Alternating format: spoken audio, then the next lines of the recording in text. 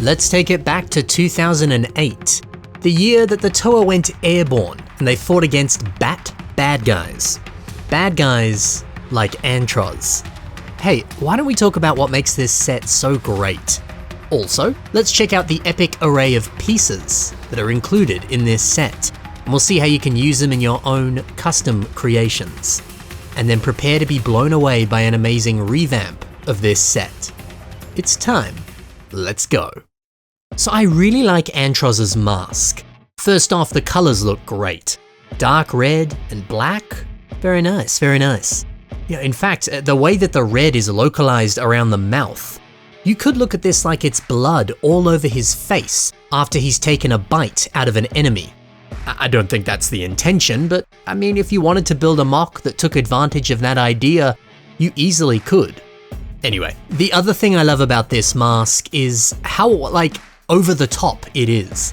3 spikes on the edges of the cheeks, a bunch of large teeth on the upper and lower jaw. And in general, the lines, the shapes, they all very sharply flow towards the center of the mouth. It's a really big, bold, and sinister design. He looks like the kind of dude that is deeply, deeply evil, and he frickin' loves it. And then we got these giant bat wings. They pair quite nicely with the mask, don't they? Yeah, this very sophisticated, long, flowing design, with spikes protruding out of every side. There's even a few gaps. There's not a lot of pieces that look like this. The phenomenal element design across this entire set. It really sells the character. The element designers really took all of the essential ideas of a bat and found a way to make them look even more evil and villainous. I don't know, whenever I think of Makuta, Antroz is pretty much always the first character that comes to mind. He's iconic. It's everything you want and expect out of a bad guy Makuta. This is a really good set. But we cannot forget, he's got his little side buddy, Teridax. The two of them make an excellent pair. Now, like every Makuta of this wave, the two of them can link up. Teridax can hop on Antroz's back, and they can fly around together. Now, with their combined strength, they've got extra firepower and more enhanced speed. Look at them, little buddies flying around. Actually, the similarities between both of their masks, that's amazing. Yeah, okay, maybe you could have made the masks just that little bit more different, but I like that we have masks out there that are almost identical. That kind of very subtle variation is pretty cool. The last play feature, of course, is the Teridax pod. You load it up into the ribcage, you press down on the back, and it launches out. The orb then cracks on top of an enemy, spilling shadow leeches all over them.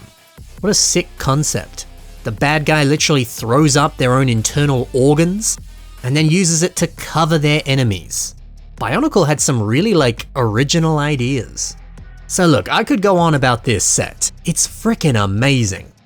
But now, it's time to highlight all the amazing pieces that come in this set. Like Antroz's Silver Claws. This is, I believe, a piece that debuted with this set. It sure is nice. Rigamajig turns this into some dinosaur-like horns on this work-in-progress creation. Dang, the very unique shape of this creates a quite wonderful head, doesn't it? Sometimes that's all you need. One little piece can add so much personality to a creation. I think without these horns, the MOC would just be okay. With the horns, the good MOC becomes a great MOC. And hey, I've talked about it enough, I love this mask. Why not take 2 of them and turn them into shoulder pads? Now the spikes on the cheeks become very distinct, spiky shoulder armor. I think it looks awesome. And the colors and the shape, they pair quite nicely with this custom mask on the face. Very nice.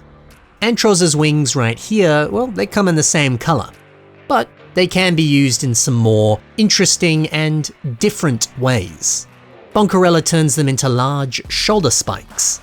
This really is a sensational way of crafting a very distinct and quite imaginative torso. I think that's a brilliant idea. Or why not take some notes from Cement Addiction? On this creation, they're being turned into a kind of bird head. The dark red section is kind of like the beak. The black is almost like this fancy looking head crest. That's mad clever. Never would have thought of using this piece like that, but it works so well. Up next, that silver rib cage. I quite like what Cinderblock has done here, taking it and kind of stuffing it around the edges of that Nuva chest armor. You see, now this starts to look a lot less skeletal, and instead, it just kind of becomes some fancy looking ornate armor. Yeah, it's great to see this piece being used in a very different context, and it still works. Related to that silver piece, the Teridax pod. Check out how Alex C. Parsons has used it for eyes on a fly. The shape, the texture. This works very well for that, compound eye, the kind of thing you typically see on insects. If you're building an insect, you might need to look into this piece. The final part that we'll look at today, these shadow leeches. You know, if I had to pick one Lego piece that I wish was edible, it's these. Can you imagine if Lego made a range of gummies that were shadow leeches? Those would be sick. I'd eat those. Anyway, that's unrelated. How are these pieces being used? Well, Nanan, he's turned them into these little critters, and they're pulling along this vehicle. What a fun idea. And gosh, you know, people just don't use these parts. So it's just nice to see them included on a MOC. That makes me happy. Okay, so that's some of the best parts that come in this set. Hopefully it's given you a few ideas for your own custom creations. But now, why don't we check out a really cool Antroz revamp? We have one today by Timmy Bionicle MOCs. I like that this totally removes all of the silver from the character. The ribcage is now just this creepy mass of black, and it wraps around that Teridax pod. It's amazing how much a little simple color change can just turn up that creep factor so much. And from this angle right here, you can see these tubes along the side. It gives a very kind of Giga aesthetic. You know, repeated textures, body elements that look more like organs. Visually, it looks so unnerving and rather creepy. Which, I mean, to be fair, is the kind of stuff you want to see on a Makuta. So I like it. I also love that these pieces have been added onto the shoulders. In dark red, these came on an Exoforce set. You can see them on this mech in the background. The way that these spikes flare up on the sides, it does mirror the spikes that we see on Antroz's mask and wings. Dude, it's like a perfect fit. You could say the same for these Kalmar armor pieces. They're the same color as the mask, same color as the wings, they fit right in. I do like that the silver blades are still here. Instead of them, you know, being his hands, now he has hands with fingers and claws, and he grips onto these blades. That's just a nice touch, isn't it? I think this revamp does an excellent job of maintaining that original silhouette, but making sure that they've really upped the detail. Antroz has never looked better. You know, it feels good to review this set. It's always been one of my favorites. Which of the 2008 Makuta was your favorite? Let me know in the comments below. And then, in the description below, you can find links to the social media of every builder that I featured in today's episode. Go check them out, leave a like on their stuff, go comment on what they've done, and give them a cheeky follow. But that's all for today, guys. Thank you so much for watching, happy building, and bye for now.